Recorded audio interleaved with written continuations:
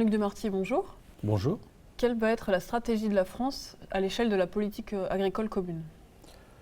Je pense que l'essentiel, c'est d'arriver à maintenir le niveau de soutien aux agriculteurs, qui est un niveau légitime. Bien entendu, il faut discuter des modalités de ce soutien.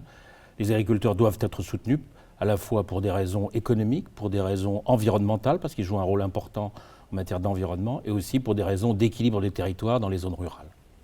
Et alors, quels sont les modèles agricoles qui, selon vous, doivent être soutenus et promus au niveau de l'Europe?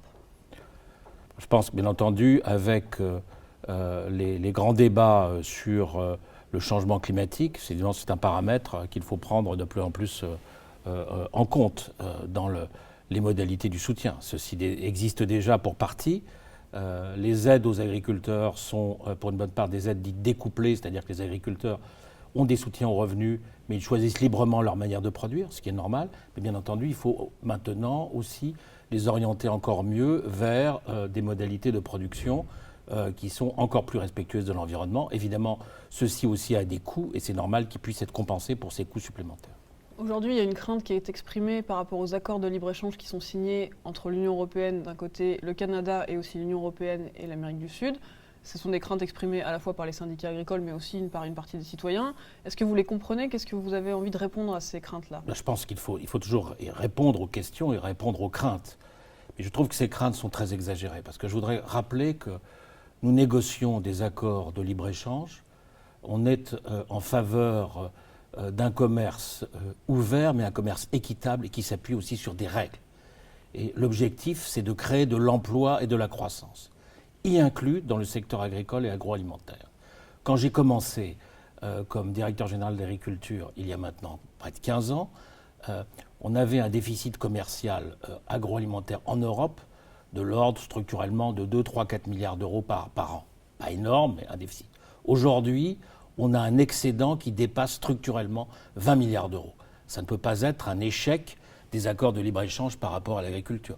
L'agriculture n'est aucunement sacrifiée dans les accords de libre-échange. Par contre, évidemment, il y a un certain nombre de secteurs très sensibles qu'il faut protéger comme la prunelle de nos yeux. Il y a, en particulier dans le secteur des viandes, les secteurs de la viande bovine, le secteur de la viande de volaille sont des secteurs extrêmement sensibles.